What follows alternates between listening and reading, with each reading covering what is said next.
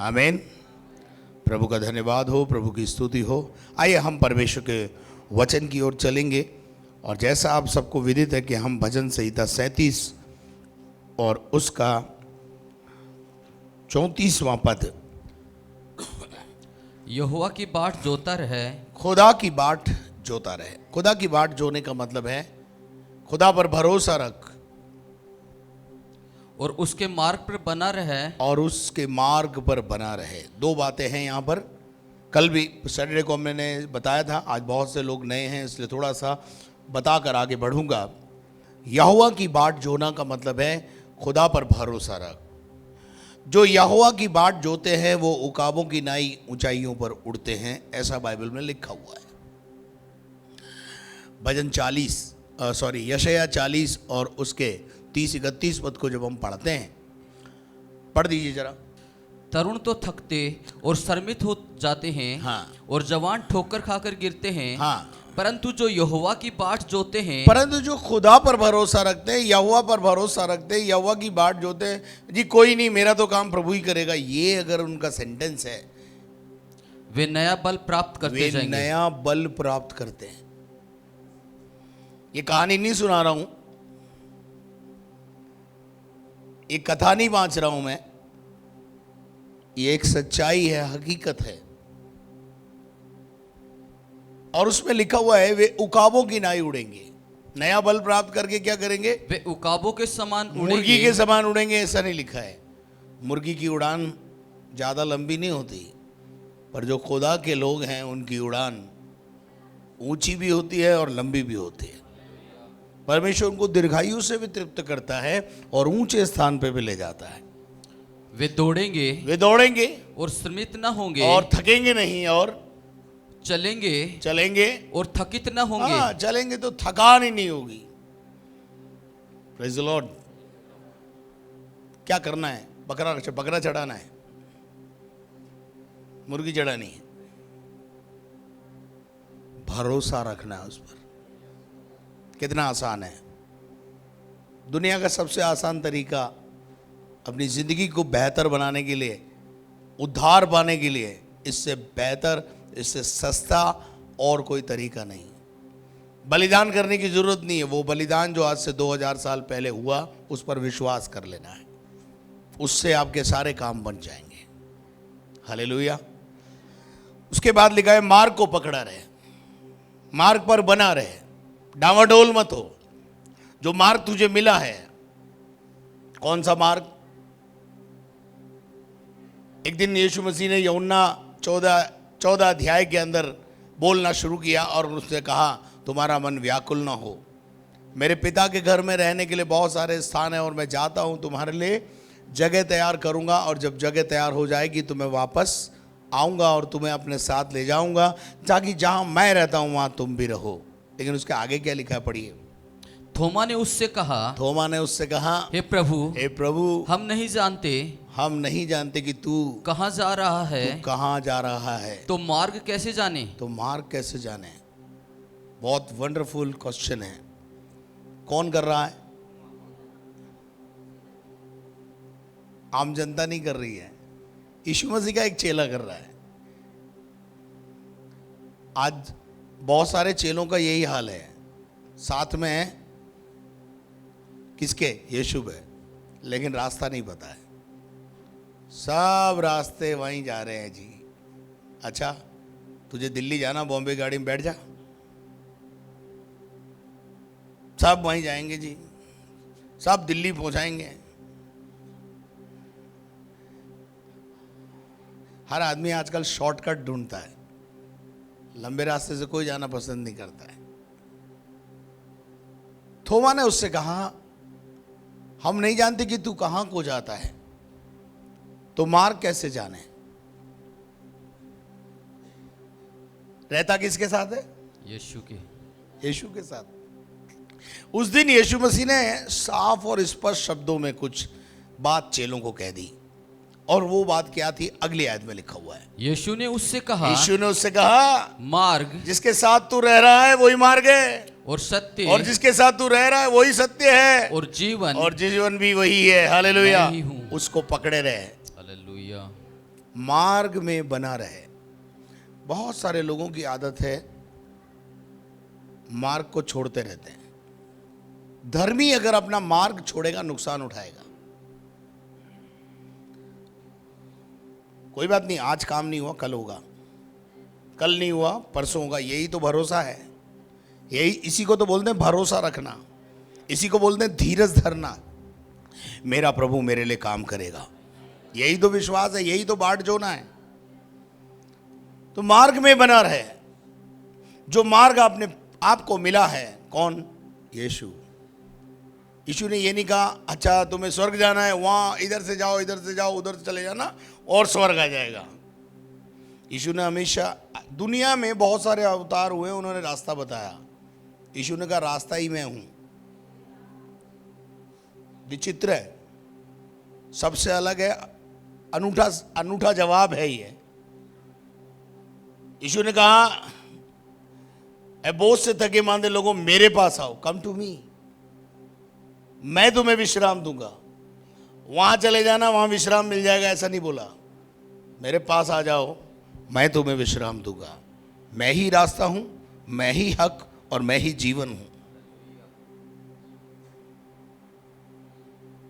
यही तो यीशु मसीह की खूबी है, तभी तो लोग उसके दीवाने हैं। है जी। पहले के ज़माने में हमको अपने घर के लिए अगर ग्रॉसरी खरीदनी होती थी तो हम बनिए की दुकान पे जाते थे। कपड़ा खरीदना होता था तो फिर एक नई दुकान पे जाते थे जी। और कुछ खरीदना, अलग अलग दुकानें थी। लेकिन आजकल मॉल का सिस्टम आ गया है। एक ही छत के नीचे, एक ही छत के नीचे रोटी, कपड़ा, मकान, सबकी सुविधा है। क्या चाहिए आपको, एक ही छत के नीचे मिलेगा। वही है यीशु मसीह। बुद्धि चाहिए, यीशु कहता है मेरे पास आओ। अच्छी हेल्थ चाहिए, यीशु कहता है मेरे पास आओ। सक्सेस चाहिए, यीशु कहता है वहां मत जाओ, मेरे पास आओ। क्या चीज है जो यीशु नहीं दे सकता, वो बता दो कि यीशु मसीह ये तो आपके पास है नहीं इसलिए उधर गया था।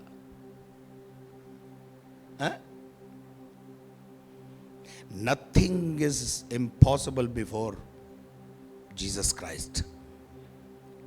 परमेश्वर के सामने कोई भी काम मुश्किल नहीं है। फिर क्यों भटक रहे हैं हम?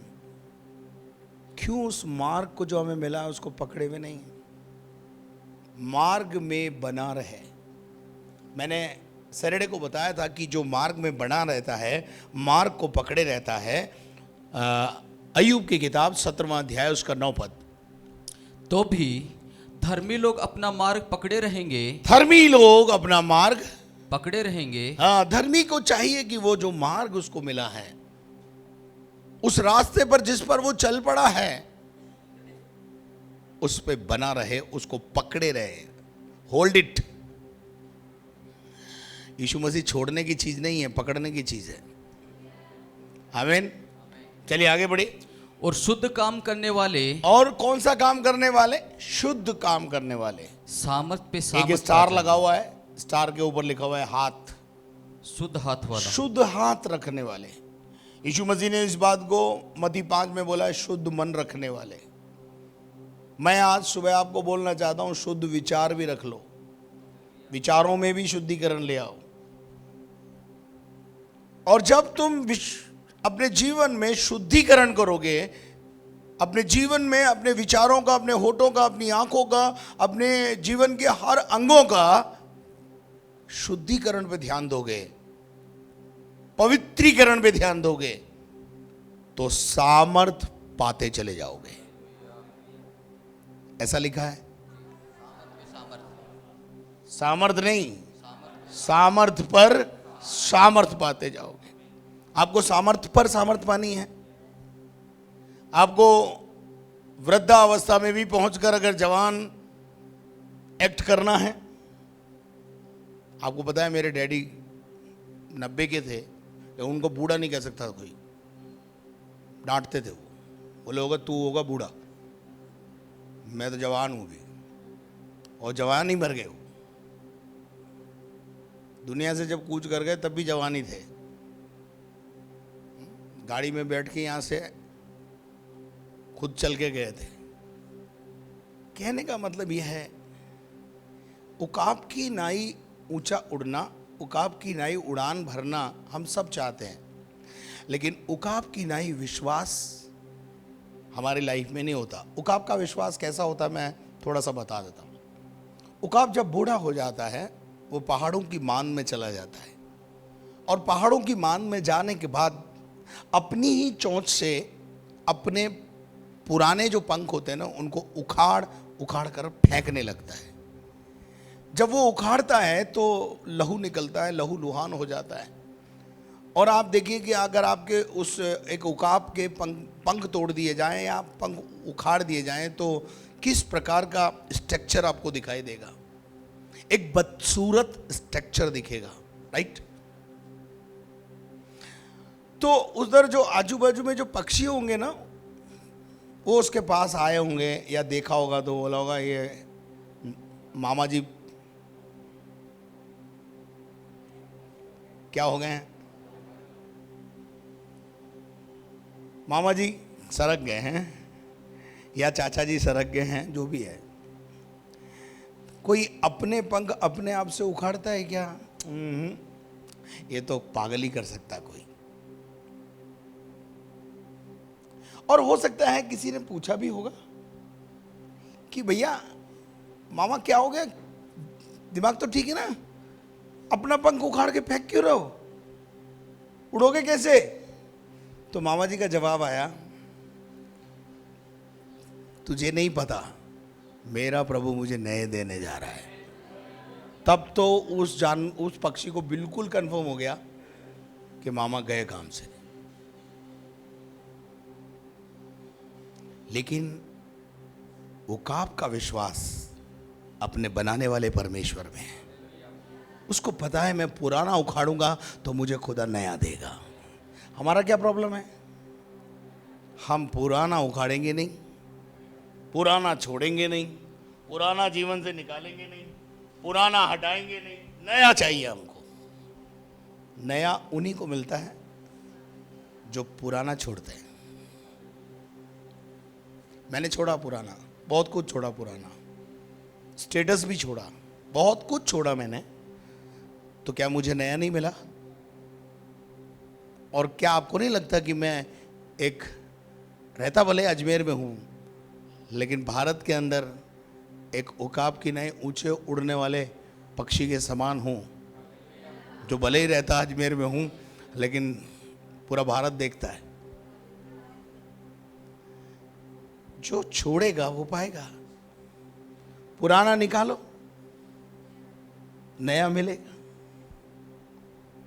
नए बनने की कोशिश करोगे तो नया मिलेगा। आप पुराने पर, पौलुस भी कहता है हम पुराना उतारना नहीं चाहते, हम पुराने पे नया पहनना चाहते हैं। और ये वाकई में ह्यूमन टेंडेंसी है, ये मनुष्य की प्रॉब्लम है कि वो पुराना उतारना नहीं चाहता, नया पहनना चाहता है। नया सबको चाहिए लेकिन पुराना भी साथ रखेंगे। आप अपने घरों में देख लो कितना कबाड़ा आप लोगों ने रखा हुआ है। जब पत्नी बोलती निकालो बाहर तो बोलते रहने दो, काम की है। क्यों बुआ जी, सही बोल रहा हूं? और वो कबाड़ा धीरे धीरे इतना हो जाता है कि उसकी वजह से कई जानवर वहां पर जो है बसेरा करने लग जाते हैं, दीमक लग जाती है, कई चीजों का जन्म हो जाता है वहां पर। लेकिन हम निकालना नहीं चाहते। जब भी पत्नी निकालने को बोले, बच्चा निकालने को बोले, बाप झगड़ा करने लग जाता है, कभी मां झगड़ने लग जाती है। लेकिन आप याद रखिए, क्या अगर आप पुराना निकालेंगे तभी तो नया आएगा ना। तो पुराने को पुरानी जगह पहुंचा दो, नया बल चाहिए, नई ताकत चाहिए। तो जो नया मार्ग हमको मिला है उसको हम पकड़े रहें। हालेलुया। और वो सामर्थ्य नहीं पाएंगे, सामर्थ पर सामर्थ पाएंगे। थोड़े ही दिन के बाद जब वो उकाब उड़ने लगता है तो वही जानवर, वही पक्षी, अरे ये मामा जी तो वो पागल हो गए थे थोड़े दिन पहले, अब मामा जी ऊंचाइयों पर उड़ रहे हैं, अब मामा जी के नए पंख आ गए। मामा जी बल पर बल प्राप्त कर रहे हैं। मामा जी बिल्कुल जवान हो गए वापस। तब उनको समझ में आता, ओहो 120 साल तक नूह प्रचार करता रहा, किसी रिश्तेदार के समझ में आया क्या? नहीं आया। और क्या कहते रहे होंगे मामा को, नूह बाबा को क्या बोलते होंगे? ले पागल हो गया ये, किश्ती बना रहा है, बोलता पानी बरसेगा। ये पानी बरसेगा क्या होता है? क्योंकि उन दिनों में पानी बरसता ही नहीं था। कुछ विचित्र चीजें जब हम बोलते हैं ना तो लोगों को बावड़ापन लगता है। अभी हम बोलते हैं, मसीह लोग बोलते हैं यीशु मसीह जल्द आने वाला है, यीशु मसीह दोबारा आने वाला है। पागल है। अरे हम पागल नहीं हैं। जिस दिन आएगा ना उस दिन पता चल जाएगा तुमको। कुछ लोग मेरे को बोलते हैं बहुत नरक पे और स्वर्ग पे प्रचार करते हो, आपने जो देखा है क्या? मैं कहा नहीं देखा नहीं, विश्वास करता हूं। तो बोले विश्वास से क्या होता है? हम तो देख के विश्वास करते हैं। मैंने कहा भैया बहुत सारी चीजों पर आपने बिना देखे भी विश्वास किया हुआ है। बोले कैसे? मैंने बोला तुम्हारे पास किडनी है? बोले है, एक नहीं दो है। मैंने बोला देखी कभी? देखी कभी? बोले नहीं। तो मैंने बोला किसने बोला आपको किडनी है दो तुम्हारे? बोले विश्वास है। मैंने कहा आगे ना। मैंने कहा तुम्हारे दिल है? बोला हाँ। कितने हैं? एक है। मैं कहा कभी देखा? मैं कहा देखने की कोशिश मत करना, नहीं तो जहां पहुंच जाओगे जिसकी बात मैं करता हूं। विश्वास अनदेखी चीजों का प्रमाण है। और जो कदम विश्वास से उठाए जाते हैं उसकी कदर भी प्रभु करता है। हालेलुया। तो हम इस बात को थोड़ा सा और आगे लेके चलेंगे आज। और वो कहता है वह तुझे बढ़ाकर पृथ्वी का अधिकारी कर देगा। मार्ग पर बना रहेगा, मार्ग को पकड़े रहेगा। तो आशीष यह है, दो आज्ञा है इस आयत में। पहली आज्ञा क्या है? यहोवा की बाट जोता रहे, खुदा की बाट जोता रहे, उसके मार्ग पर और बना दूसरा रहे, उसकी आज्ञाओं का पालन कर। तीसरी एक ब्लेसिंग है, और वह तुझे बढ़ाकर, वो तुझे बढ़ाएगा। Praise the Lord.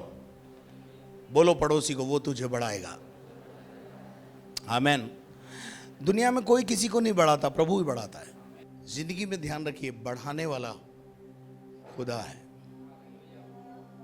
वो इंसान को भी बढ़ाता है, पेड़ों को भी बढ़ाता है, पौधों को भी बढ़ाता है। दुनिया में सब चीजों को बढ़ाने वाला ही एक है, और वो हमारा बनाने वाला परमेश्वर है। वो तुझे बढ़ाएगा। दुनिया में कोई बढ़ा नहीं सकता। दुनिया में सब एक दूसरे को घटाने में लगे हुए हैं। दुनिया में एक दूसरे को नीचा दिखाने में लगे हुए हैं। मैं गलत बोल रहा हूं तो बोलिए। लेकिन हमारा प्रभु हमको बढ़ाने में रुचि रखता है। वो तुझे बढ़ाएगा। बस तू खुदा पर भरोसा रख और मार्ग को पकड़ा रहे। ये ब्लेसिंग तेरे लाइफ में आ जाएगी कि तू बढ़ाया जाएगा। ना केवल तू, लेकिन तेरा वंश बढ़ाया जाएगा। तेरे वंश पर आशीष आएगी। पढ़िए परमेश्वर के वचन में से कुछ आयतों को मैं आपके लिए दे रहा हूं। भजन संहिता 30:5।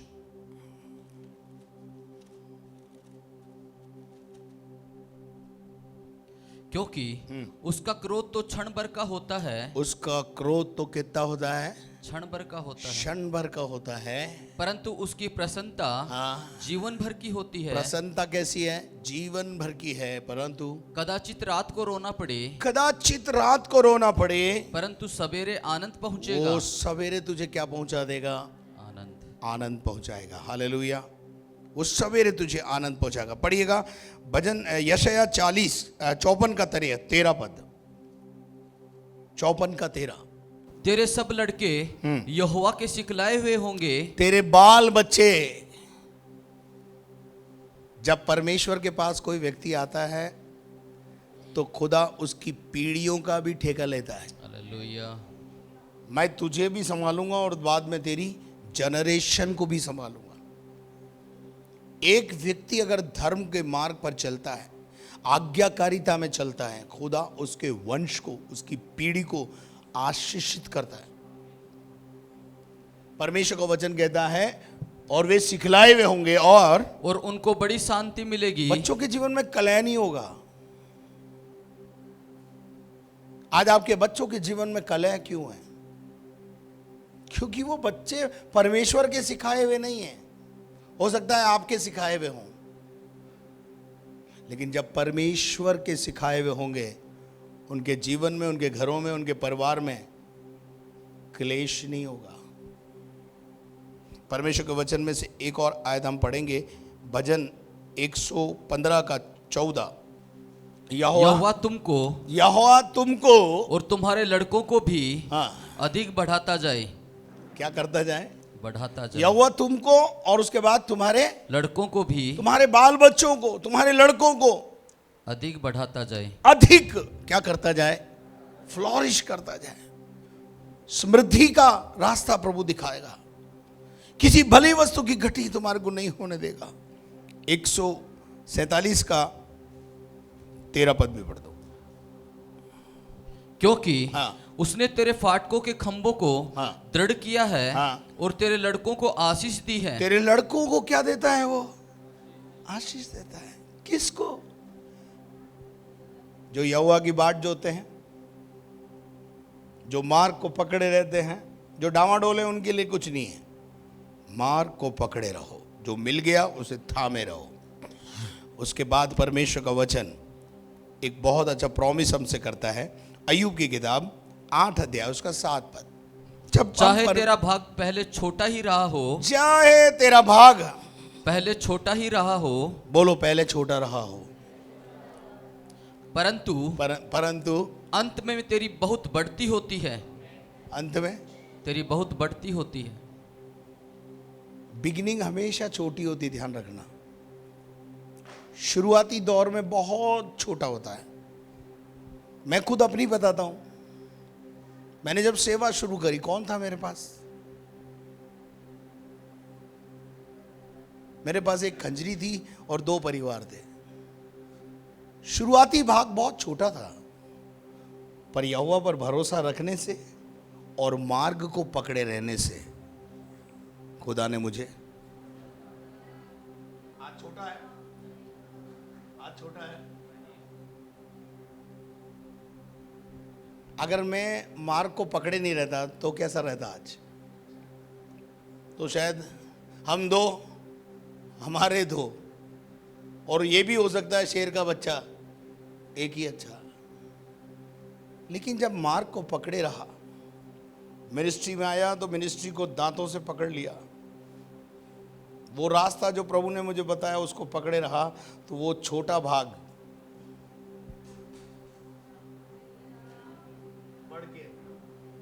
बढ़ के पेड़ के समान, जिसके नीचे कई लोग बसेरा कर रहे हैं, आशीष पा रहे हैं, उसकी छांव में आकर बैठ रहे हैं।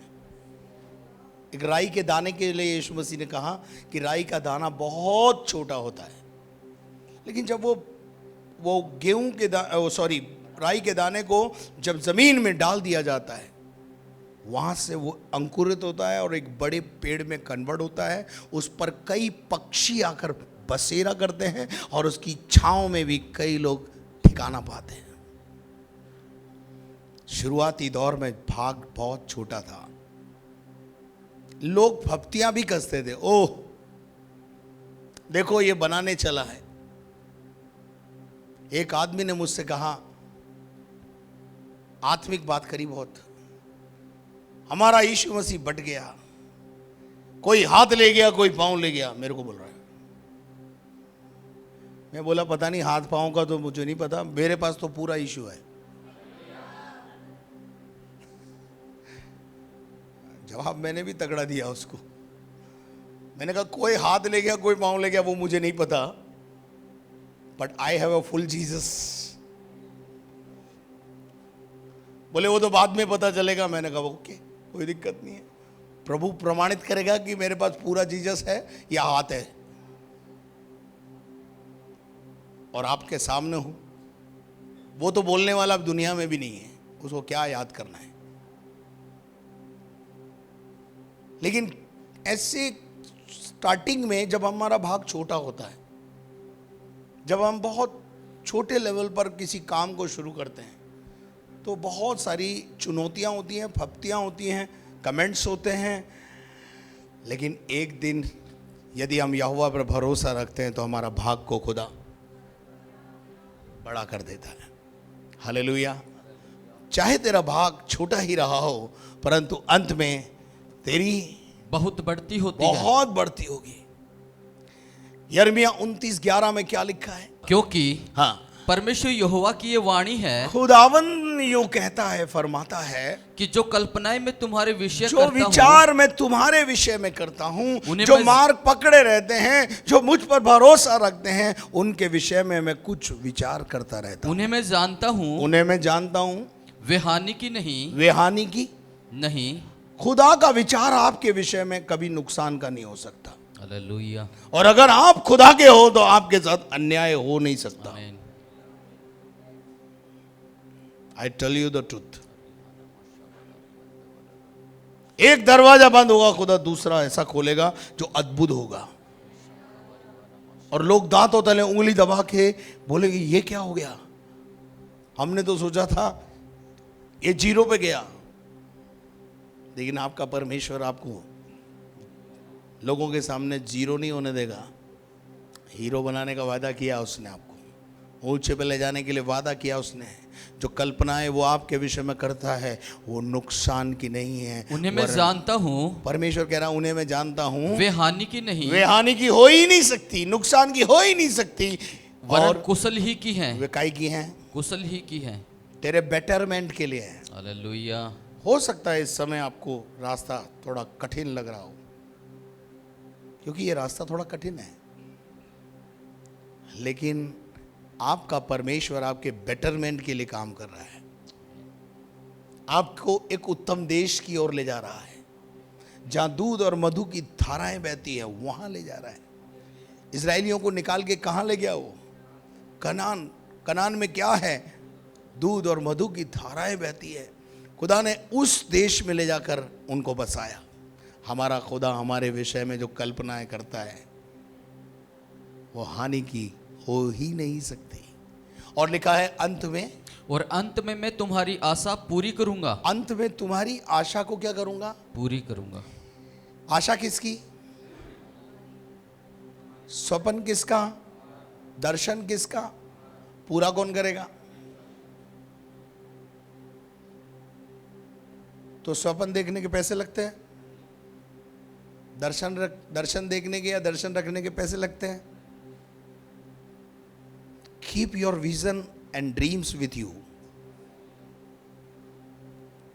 अपने स्वप्न और अपने दर्शनों को अपने पास रखो, क्योंकि एक पूरा करने वाला भी है, और वो हमारा प्रभु है, हमारे पास है। वो कह रहा है कि अंत में तेरी आशा को, तेरे ड्रीम को, तेरे सपने को मैं क्या करूंगा? पूरा करूंगा। हालेलुया। मैंने कुछ सालों पहले कुछ ड्रीम्स देखे, कुछ दर्शन को पाया, और मैं आज क्या क्या देख रहा हूं? हाँ, यूसुफ ने स्वप्न देख लिया। बेचारा, जब यूसुफ स्वप्न बताता अपने भाइयों को, जलन का कारण हो गया, कुएं में डाल दिया गया, निकाल के गुलाम होने के लिए बेच दिया गया। अब कभी कभी ये सोच रहा होगा क्यों बताया रहे इन भाइयों को मैंने अपना सपना, मैंने अपने मोती क्यों इनके आगे डाले रहे। अगर मैं आपको बताऊं यूसुफ अपने सपने अपने भाइयों को नहीं बताता तो ये ट्रबल में नहीं जाता। जाता क्या? भाइयों को परेशानी क्या थी? बड़ा सपने देखता है, बड़े बड़े सपने देखता है, ऐसा लगता है मानो हमको दबाएगा और ऊंचे पे खुद जाएगा, छोटी सबसे छोटा है परंतु खोटा है। ऐसे कई बातें होती होगी। लेकिन क्या हुआ? यूसुफ का सपना पूरा करने के लिए कौन उसके साथ था? परमेश्वर उसके साथ। आपका स्वप्न देखो, आप विजन रखो अपने जीवन में, बड़ा रखो दर्शन हमेशा। कैसा रखो? हमेशा दर्शन को छोटा मत रखो, अपने दर्शन को बढ़ाओ और उसके मुताबिक एक्ट करो। मैं जब उस हॉल के अंदर जब हम किराए पे थे और वहाँ आराधना करते थे, ये पुराने हैं, मैं अक्सर बोलता था प्रभु हमें बड़ा भवन देने जा रहा है और ऐसा देगा, भव्य होगा, ये होगा, बहुत बड़ी भीड़ आ रही है मेरे पास। ऐसी ऐसी बातें करता था तो इनको भी लगता होगा ये क्या पादरी है, इधर किराए की झोंपड़ी में भवन चलाता है, प्रार्थना करता है और बातें देखो इसकी। तो बातें बड़ी बड़ी बोलने में पैसे लगते रहे क्या? बोलेंगे हम, पूरा करेगा वो। और किराए का वो भवन था और वहां पे खड़ा होकर मैं बड़ी बड़ी बातें बोलता था, दर्शन की बातें करता था, पूरे राजस्थान में काम करना है। मेरे घर वाले भी बोलते थे बेटा एक चर्च तो संभाल ले। मेरे घर वाले भी कभी कभी मेरे को ऐसा बोलते थे, अरे भैया ये एक है ना, यही संभालने वही काफ़ी है अपने लिए। मैं बोला क्यों? और आज मैं 14 राज्यों के अंदर चर्चेस संभाल रहा हूं।